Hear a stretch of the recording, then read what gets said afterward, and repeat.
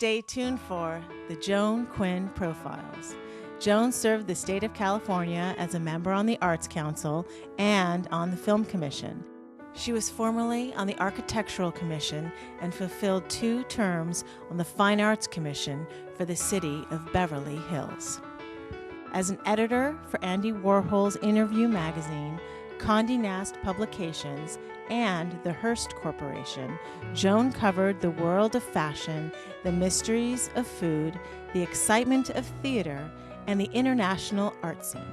She continues to find people who are on the cutting edge of their professions. Here's Joan Agajanian Quinn. Hi, I'm Joan Quinn, and welcome to the Joan Quinn Profiles. We're here on location as the guest of Donnell Dadigan at the historic Max Factor building, which houses the Hollywood Museum. It's on Highland Avenue in Hollywood. Our guests today are actor Jonathan Bray and Patricia Scanlon. Actor Jonathan Bray was born and raised on the East Coast and went to Boston College. You've seen him on ABC TV and on Showtime's House of Lies. He performed in a benefit at the Roundabout Theater in New York, which also included Nathan Lane, Frank Langella, and Sarah Jessica Parker. I know. I want her to be my partner. Exactly. Why do I do that? Sarah Jessica Parker. And you drew rave reviews from what you did at that benefit. Well, I don't know. You did. But also at Boston College, you played football. Were you going to be an athlete? What was your idea? I just, actually it started because as a freshman at college, I had kind of didn't think I would, I thought I was going to go to the Naval Academy. Oh yeah, and what happened with that? I am colorblind. So that didn't happen. And my brother was there, and so I felt like I was going to get in because he got in. He was sort of tracking my, progress. And so kind of at the last minute, I just went to BC and... Oh, is that right? Yeah. At the last minute? Did they have an acting department? I had no idea I wanted to be an actor back then. So I had played sports throughout high school, and that had been kind of dominating my life. And so when I went, I didn't really have a plan, and I needed the job, and so it was like either flip burgers at the cafeteria or work for the football team. And I thought, well, that sounds interesting. And when I went to work for the team, I said, geez, I could play on this team. I'm as good as some of these guys. Kidding, Yeah. really? So I tried out the next year, and so I you got. didn't go on scholarship or anything? No, I was not a scholarship. I was what they call a walk-on, and I really had no aspirations. Some of the other guys, they were really, they wanted to make sure they started, and it was very competitive, and I just was out there to have fun. So the irony is that I started doing really well because I had nothing to lose, I just run a route, get open, catch the ball. It was fun. And then I discovered acting, and that's when I said... How did you do it? There at school? Yeah, I was at BC, and I just had always had this sense that it was something I should try, and so I kind of wandered down to the theater and met with the theater department head, and he wanted me to audition for a play right away, and I said, look, I don't know what I'm doing, you know what I mean? I said, maybe I'll take a class, Really? And as soon as I picked up that script the first time, I had this epiphany. I said, this is who I am. So you left football? So football is a very time-consuming at Division I level. Football. So I didn't quit the team. I just didn't go out the next year. But I go to Boston a lot, and it seems like it's a breeding ground for actors. Do you know why? Some really good actors come out of there. I didn't think about that. Sure, yeah, there are a lot. Writers, actors, directors. A lot of colleges there, so I guess a lot of young people. That's what I was thinking too. Well. From Boston, then, did you go to New York, or did you come to LA? No, I went straight to New York. Because it was close. Yeah. And what happened there? I wanted to train with, the best teacher I could find. So after doing some research, I found Bill Esper in New York, and I moved there. And it was like a 2-year Meisner program, and Sandy Meisner from the group theater with Lee Strasberg and so forth. And then I started doing theater, and I just worked all the time in theater. Right away. Yeah. Just from being in the acting class. Yeah, and there's just so much theater in New York, and so it's a wonderful place for a young actor to be because you observe so much life. You ride a subway with a CEO and a homeless person, and it's all right there. So it was great. Were you going to a lot of off-Broadway plays, a lot of theater? Mm-hmm. When you're poor, what you do is they call second acting it. So a lot of times you would just go and at intermission, if it wasn't sold out, you could just so you could at least see some of it. You know what I mean? Yeah. But as an actor, you need to see as much theater as you can and see great work and so forth, so I did. And there was a lot of theater, and you've done a lot of theater, because you must love theater. You're doing Sideways at the Ruskin Group. Where is that? The Ruskin is in Santa Monica. Yeah, right near we're in sort of part of the Santa Monica airport. It's a great little space, and it's easy to get to just off the 405 or the 10. And what kind of ensemble do they have there? Well, the Ruskin has a school, and it also has a theater. Oh, that's why. Right. So I had just sort of stumbled into it. A friend of mine was doing a play with Brian Kerwin last fall, and he and I were in the process of auditioning, getting into the actor's studio, and he was there doing a line through on a Friday, and because I live nearby, he said, why don't you come by? And I said, well, I didn't even know this place existed. I know, nobody knows. That's why we don't want it to be a secret. I know, we want everyone to know get the word out. You know, are you part of the ensemble now? Well, so I auditioned right away because I sort of met John Ruskin, the artistic director, that day, and he said, geez, tomorrow we're having auditions for this play, Lonesome West. So I auditioned, and I got that, and then Sideways came. So I haven't really, it's only been, 8 months since I got involved. What is their mission? Their mission. I mean, they're all actors. They're all working people, aren't they? Yeah. I liked that it was rooted in. I always say this to John. One of the things I walked into the space, and I loved the actual theater itself, but in the lobby they had a picture of the group theater on the wall, and I said, I want to be part of a theater that has a picture of the group theater on the wall. Instead of people guest stars who have exactly. come in. You know what I mean? So I was like, I could tell they were rooted in that great American acting tradition, and it just. Went from there. Yeah, and then the school, of course, some of the people who act teach at the school. Yeah, I'm not really that familiar with the school, but I know John teaches, Yes. John was an acolyte of Sandy Meisner and teaches the Meisner technique, and obviously some Meisner student or some Ruskin students also perform in the plays and so forth. Right. So let's get back to Rex Pickett's Sideways. It's Yes. from the novel, not from the movie. Mm-hmm. Tell us a little bit about it, your character. Well, I played Jack, and as soon as I found out I got cast, it was funny because the movie, I saw the movie when it came out, and I loved it. Everybody did, you know what I mean?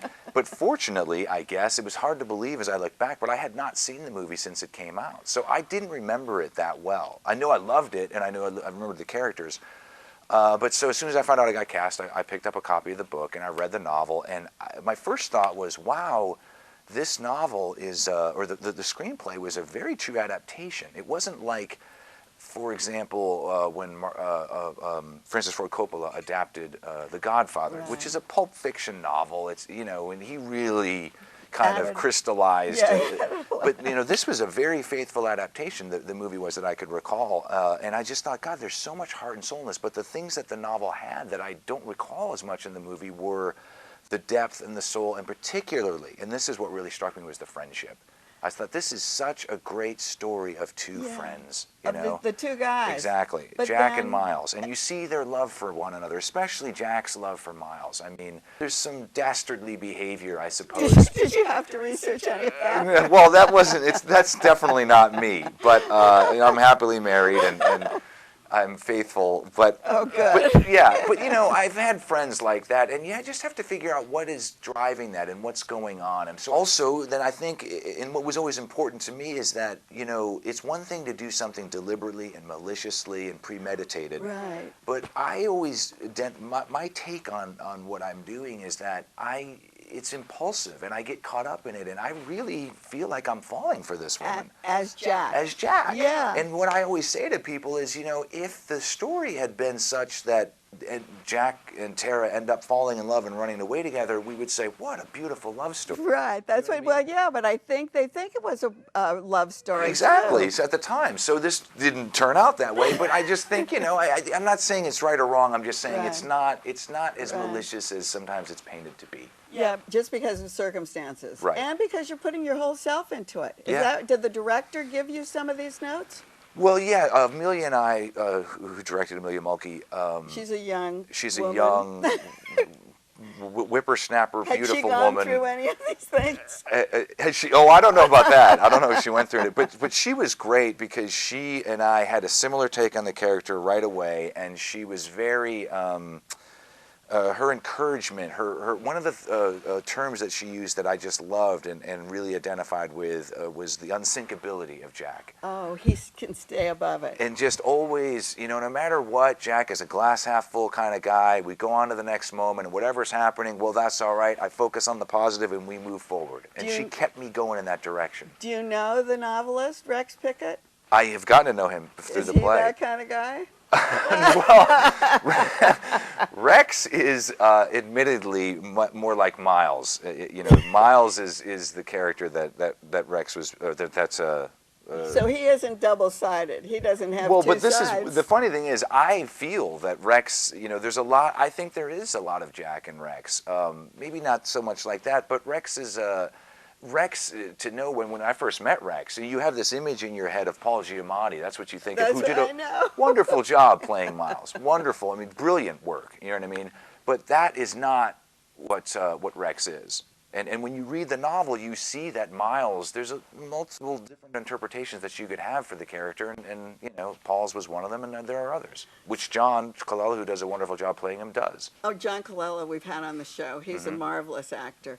Also, before Sideways, because it goes to the wine country, you have wine at the theater. There's a wine, I mean, it really, it's as Rex always says, it's like the price of the ticket is, you get more than your money's worth in wine. You know, forget about the play. But do they hear what you're saying? Well, they do. You know what I mean? It's a pouring, so they're very civil. But you get a lot of people. It really, it's such a perfect pairing because really, you see you're in wine country. We transport you there, and you just want to taste wine and experience it. And it's a wonderful idea. And it's a great idea. And before we leave, you did this film, Walkabout? The Walk Around. Walk Around, Walkabout, Walk Around. Right. About, is it a mockumentary? It's a mockumentary. My friends and I had worked at auto shows as narrators and so forth, and so we got a camera, and over the years we shot footage, and it's very Christopher Guest, Waiting for Guffman style, and you know, we edited it. We hired an editor, and it was a very long process. But it was really rewarding. I learned a lot about filmmaking and storytelling, and it's currently in festivals, and people seem to enjoy it, and they say it's very funny. So are you going to be a filmmaker? Well, you know, I guess that, because I've done that, that makes me one. But no, I'm primarily an actor, you know. Thank you, and don't go away. We'll be right back with Patricia Scanlon.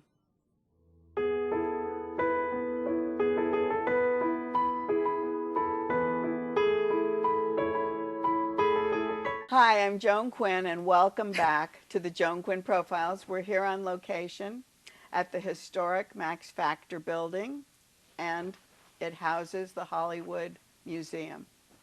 Our guest is playwright, actress Patricia Scanlon, who was born and raised in Ashland, Massachusetts, and she graduated from UMass Amherst. She moved to New York City to write and perform, where her work was quickly hailed by legions of fans. She created Hildy Hildy, where her co-stars ran the gamut from John C. Reilly and Jane Lynch to the Blue Man Group and Joanna Cassidy. Her solo work, Another Cup of Coffee and The Age of Doom, played on stages in New York and Los Angeles.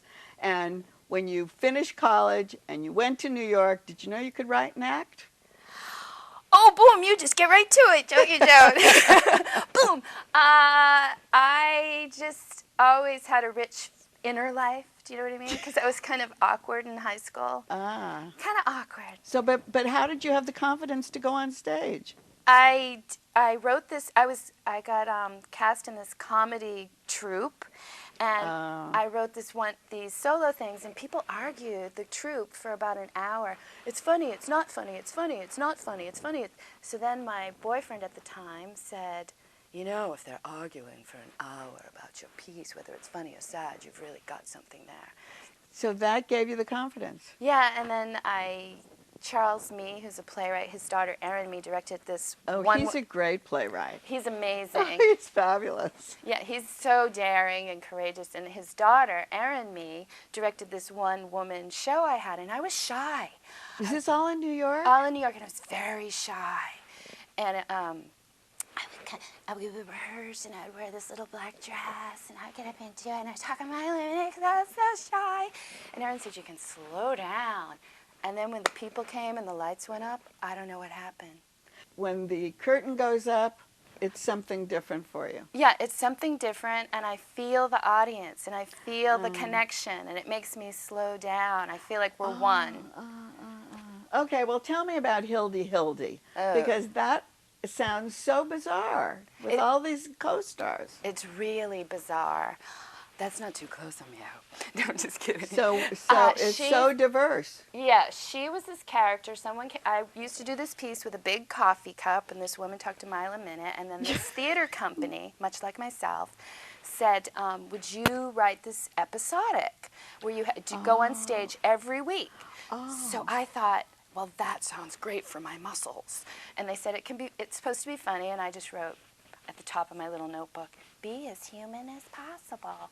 And so I came up with this character, Hildy, and she used to talk normally, and I cast this man, Hugh Palmer, who is my real husband now, and he played Bob, you know, and he'd talk like this, you know, his like emotional range was from like blase to blase-b. That's all he would do, right, Hildy. So I talked normally, and then over the course of 3 years, she just started talking like this, you know. So she just kept changing? Well, she just all of a sudden became very grand, you know. See. And she got a big following. And then Lily Tomlin and Jane Wegner produced a play based on her in New York, and that was flattering. So what happens? Hildy was a character, and did you write a play about her? I was busy, so my husband wrote it. Oh, he did? It was called 3 Feet Under, and Joanna Cassidy played my mother, and she's great. Isn't she beautiful? She's beyond beautiful. And the dress she wore for my mother was this beautiful white pleated chiffon dress. Turns out she wore that in a modeling shoot. Oh, she's so great. She's beautiful. So who else, as you kept writing it? So different people came in? Is that how it happened? Yeah, well, I don't know how John C. Reilly became involved. I think he might have been a fan, and then he was in the play we did at Soho Rep. Oh. And he played my love interest called Zephyrus, who kind of talks like Christopher Walken, you know. And but then, so were you in every Hildy? Yeah, every single. Were unless you I was Hildy? filming. Yeah, I'm Hildy. I see. And she wears white face, and she's very dramatic. So we continue that. Yeah. And we continue it probably in Another Cup of Coffee and Age of Doom. Yeah, The Age of Doom was a little more subtle. Was it? Yeah. And what about Another Cup of Coffee? That was this piece that I stumbled upon. I gave it to Erin. I said, she goes, we need one more monologue for your show, The Age of Doom. Oh, I see. And I wrote it and had this little coffee cup, and it's about this woman, and she kind of takes high and low, quoting philosophers. Like, there's this one thing, she was like, and there was this moth flapping its wings. It kept banging its head into the walls and banging its head into the window, and finally it got to the window, and I just screamed at it, hey, stupid, the window's open and it's right there. You know, and she thought that was like her life, like someone was screaming down at her, your life is right there, your life is right there. But that was the moth screaming down? Yes, like a metaphor for our life when we're always trying to find the window, and you're like... I love that, because this girl, Lily Simonson, who painted this picture of a Yeti crab, also paints pictures of moths that are just fluttering around looking at the window. You've got to meet her. She's fantastic. Oh, It reminds me of what you're saying. Yeah. Okay, so moth, life, open the doors. You wrote a play starring James Gandolfini. Yeah. And how was that for you? Delicious. He's a nice guy. Lots of awards. Yeah, he's amazing. And What is this everything, right? And my friend Will, it's published. And my friend Will Sheffer was directing it, and then he got another project. He does Big Love. And then my friend David Briggs, who's a great director too, directed it. And I think Will brought in Gandolfini. And we did it at the West Bank Cafe, and he played a version of my father. And the reason I did it is Lou Black. I would do my monologues down there, and Lou came up to me. He's like, Patty, you know Lou Black? No, I don't know. He's a crazy, brilliant comedian, does a lot of political comedy. And he was like, Patty, you got to write a play. You just got to write a play. So I said, well, I wrote this play. What is this everything? What do you think? And I did it, and then it got done all over. And I'll tell you about something I just read now. Unbeknownst to me, it got to, at some college, I didn't get a royalty. But Gandolfini was great. I lived up the street. We had a raked bed on the play. And Gandolfini's lugging the raked bed down the street to the West Bank Theater. He's like, he did. For the set? Yeah. He lugged it down like we were walking down 9th Avenue. But you know what? That's an actor, isn't it? Yes, it is. And you've been trained to do that from the beginning. Yeah, he was brilliant. He was like, I should be paying you to do this. Oh, that's so great. And I kept telling him, you're going to be a star. You're going to be a star. Well, he was a star already. So I think we've covered all of that, getting to Death of a Salesgirl. Yeah. At the Bootleg, yeah. Which is a fantastic theater. I love it. I love it. I love the people there. Jessica Hanna, Alicia Hodge, they're amazing. Would you call it a black box?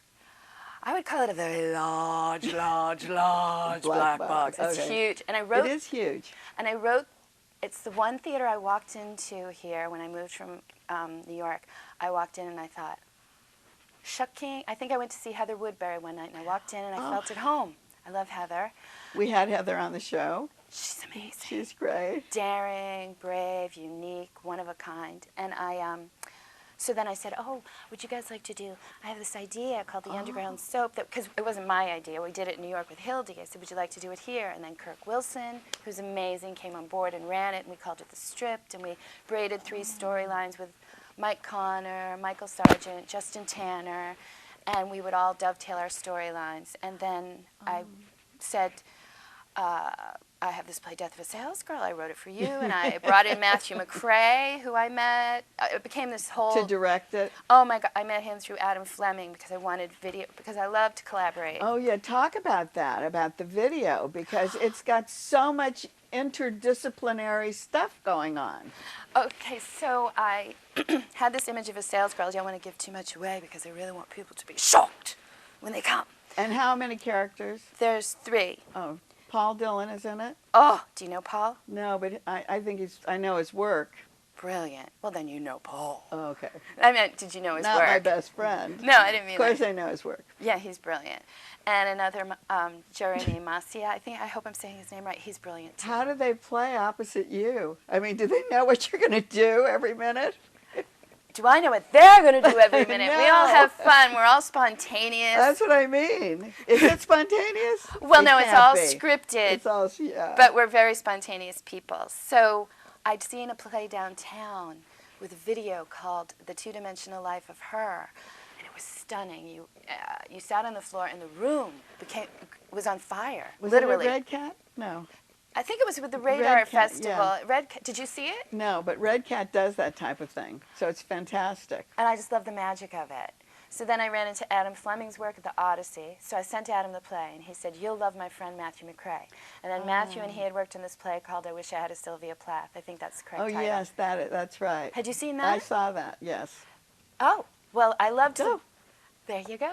There you are, so go on. So I loved the way the video was incorporated, and I loved I wanted something very theatrical. And then I went to Bootleg with Matthew on board and Adam, and then Paul Dillon, Matthew and I. That's how you got the whole thing together and then went to the theater? That's great. Because I think people listen to this show and they hear what people are saying, but they don't ever know how to exactly make something happen.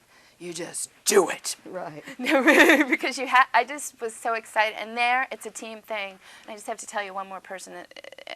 Francois Pierre Couture. Oh, I know. I thought it was a company. It's a man. Couture is his last name. I thought it was a company. For real, that's his last name. He's doing the set and lights, and he is simply amazing. So, so you have what? You have sound.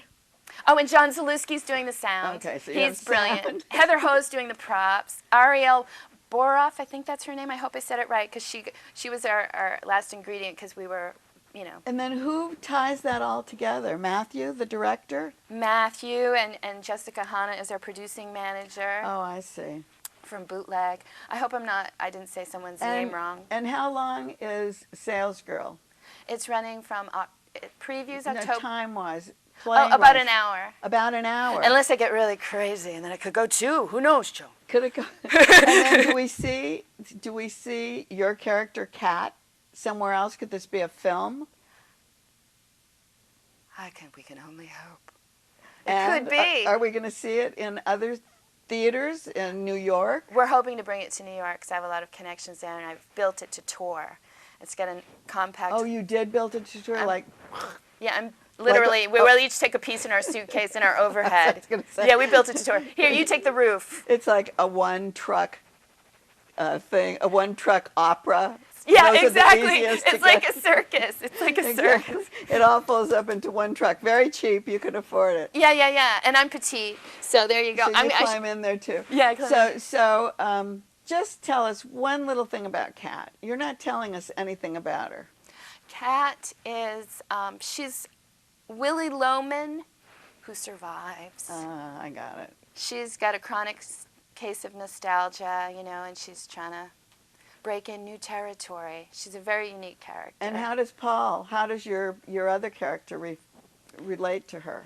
He's a ghost. Oh, he's a ghost. I like it. Oh, no, I shouldn't have said that. Well, we'll come see it anyway. Oh. Do you have a sequel? I don't know. Who knows what the creative juices will bring. But can I just say one thing? Yes, quickly. You have a gorgeous smile. Oh, thank you. You make people, I was nervous, but you made me feel really comfortable. How could you be nervous? I could be nervous. That's nerves. That's nerves. Thank you for coming. Thank you. You're a delight. Thanks, Patricia. Don't leave yet. You still have your mic on, and you can leave. And thanks for watching us today. Keep writing to JAQUINN1@AOL.com. We'll see you next time on the Joan Quinn Profiles.